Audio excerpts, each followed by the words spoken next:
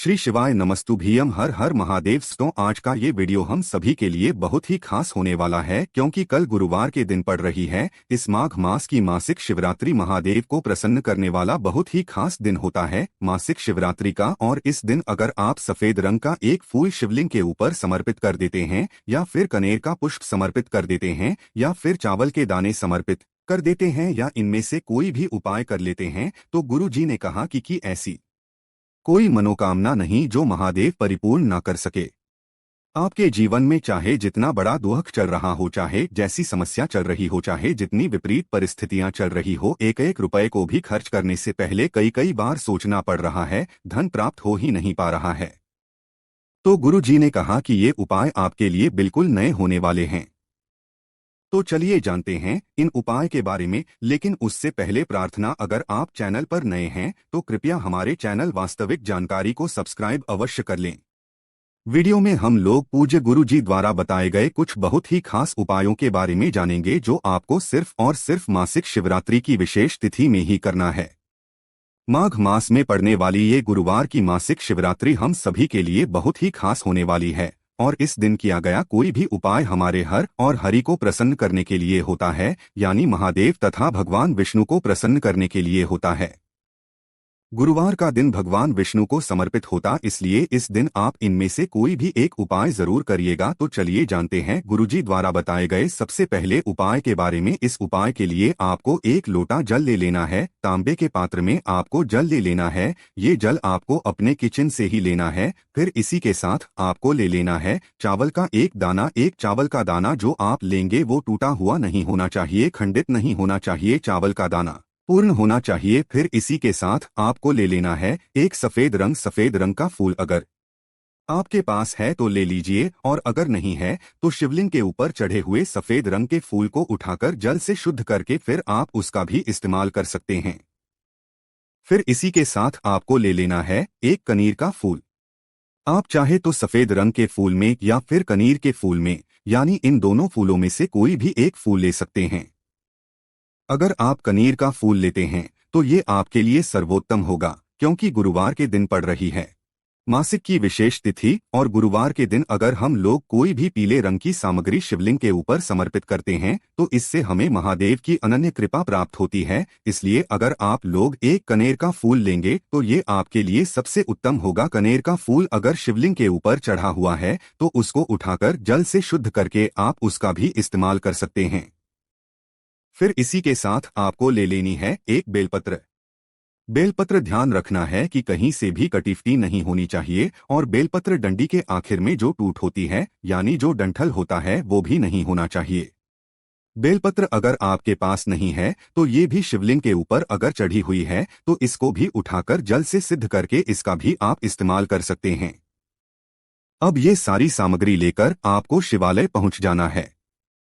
देखिए, ये सारी सामग्री आप चाहे तो अपने घर पर, आपके घर पे जो मंदिर है उसी मंदिर के सामने आप ये सारी सामग्री इस एक लोटे जल में डाल लीजिए। एक चावल का दाना डाल लीजिए, एक कनेर का फूल डाल लीजिए, और एक बेलपत्र डाल, और फिर ये सारी सामग्री डालते हुए आपको श्री शिवाय नमस्तव मंत्र का स्मरण जरूर करना है। अब ये जल लेकर आप शिवालय पहुंच जाइए। इस उपाय को अगर आप शाम को प्रदोष काल के समय करेंगे तो आपके लिए सबसे उत्तम होगा, नहीं तो फिर आप पूरे दिन में किसी भी समय कर सकते हैं। अब आपको ये एक लोटी जल का मिश्रण, जिसमें आपने फूल और चावल का दाना ये सब मिलाया है, ये जल आपको धीरे धीरे शिवलिंग के ऊपर समर्पित करते जाना है, तथा लगातार श्री शिवाय नमस्तु मंत्र का स्मरण करते ध्यान रखिएगा। आपको ये जल बिल्कुल धीरे धीरे समर्पित करना है। इतने धीरे समर्पित करना है कि जल समर्पित करते करते आप कम से कम 11 बार श्री शिवाय नमस्तु ब्रह्मा मंत्र का स्मरण जरूर कर लें। इसके बाद अगर लोटे में बेलपत्र बची रहती है या फिर ये कनीर का फूल बचा रहता है तो इनको आप अपने हाथ से निकालकर शिवलिंग के ऊपर समर्पित कर दीजिएगा। फिर सबसे आखिर में आपको शिवलिंग के सामने बैठकर कम से कम 1 मिनट या 2 मिनट श्री शिवाय नमस्तु ब्रह्मा मंत्र का स्मरण कर है, और आपकी जो भी मनोकामना है उसको पूर्ण करने की आप महादेव से प्रार्थना कर लीजिएगा।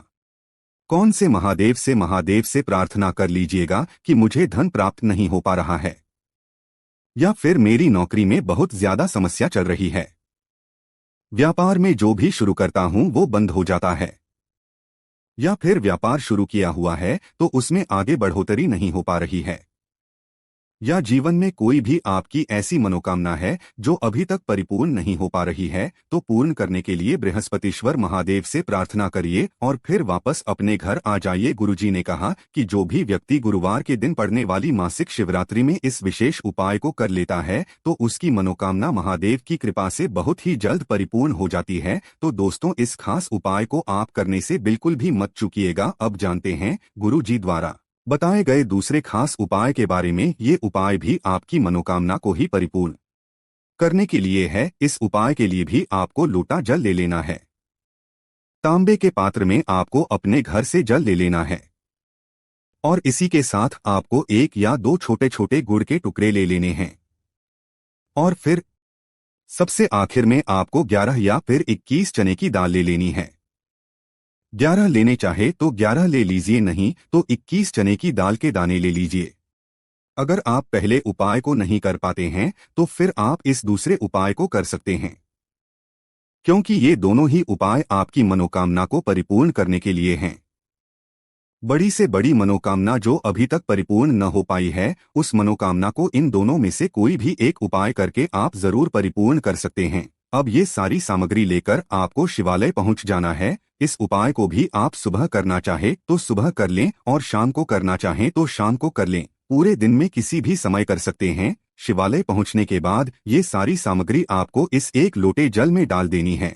ये चने की दाल आपको डालते जाना है, श्री शिवाय मंत्र का स्मरण करते जाना है और इसी के साथ आप जो गुड़ के टुकड़े लेकर आए हैं इस 1 लोटे जल में डाल दीजिए और मंत्र का स्मरण कर लीजिए।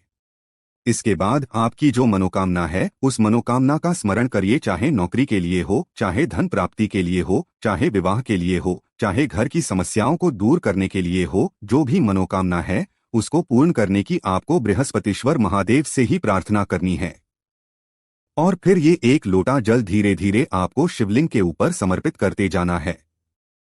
जल आपको बिल्कुल धीरे धीरे समर्पित करना है।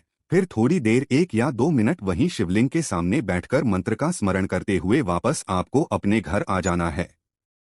गुरुजी कहते हैं कि गुरुवार का जो दिन होता है वो भगवान विष्णु को समर्पित होता है और इस दिन अगर हम लोग शिवलिंग के ऊपर चाहे चने की दाल समर्पित करें या पीले रंग का जो कनेर का फूल होता है वो समर्पित करें, तो कोई भी पीले रंग की सामग्री समर्पित करें, उससे हमारे महादेव हमसे बहुत ही जल्द प्रसन्न होते हैं। इसलिए आप इन दोनों में से कोई भी एक उपाय अपनी मनोकामना को परिपूर्ण करने के लिए जरूर करिएगा। अब जानते हैं गुरुजी द्वारा बताए गए तीसरे उपाय के बारे में, जो आपके जीवन में धन को बढ़ाने के लिए है, धन धान्य की बढ़ोतरी के लिए है, माता लक्ष्मी की कृपा प्राप्त करने के लिए है। इस उपाय के लिए आपको सिर्फ 1 दीपक ले लेना है। आप चाहें तो मिट्टी का दीपक ले लें या फिर आप अपने घर पर शुद्ध आटा मारकर 1 दीपक बना सकते हैं, तो वो दीपक भी आप ले सकते हैं। इस दीपक में आपको शुद्ध देसी घी का इस्तेमाल करना है, साथ ही साथ लंबी रुई की बत्ती का प्रयोग करना है। लंबी रुई की बाती का प्रयोग हम लोग अपने जीवन में धन धान्य की बढ़ोतरी के लिए करते हैं, अपने वंश में बढ़ोतरी के लिए करते हैं, मान सम्मान में बढ़ोतरी के लिए करते हैं। जिन भी कार्यों में हमें वृद्धि करनी होती है उसके लिए हम लोग लंबी बाती का प्रयोग करते हैं। इसी के साथ आपको 1 चुटकी हल्दी ले लेनी है और 1 इलायची ले लेनी है। 1 हरी इलायची आपको ले लेनी है। अब ये सारी सामग्री लेकर आपको अपने घर पर के पौधे के सामने पहुंच जाना है। गुरुवार की मासिक शिवरात्रि पड़ रही है और भगवान विष्णु को तुलसी जी अत्यधिक प्रिय होती है, इसलिए आपको ये उपाय तुलसी जी के पौधे के सम्मुख ही करना है। ये उपाय आप शाम को सूर्यास्त के बाद ही करेंगे।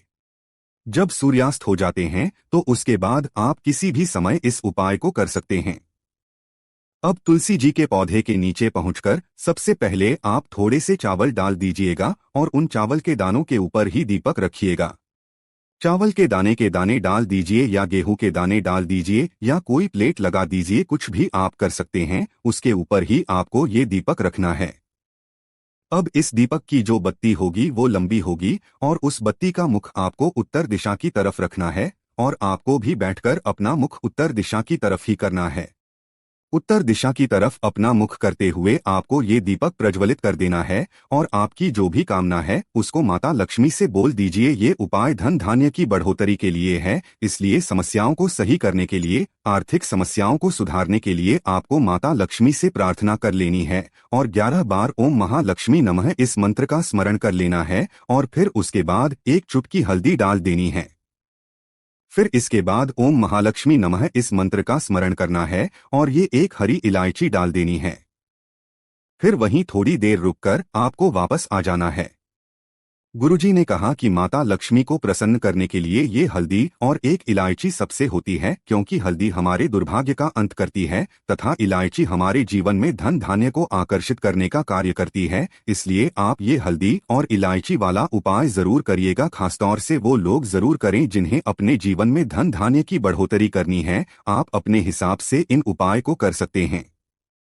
कोई भी दिक्कत, समस्या या परेशानी आती है, इन उपाय करने में आप मुझे कमेंट करके पूछ सकते हैं। ये थे पूज्य गुरु जी द्वारा बताए गए कुछ बहुत ही खास उपाय। अगर आपको जानकारी अच्छी लगी हो तो वीडियो लाइक करिएगा। श्री शिवाय नमस्तुभ्यम। हर हर महादेव।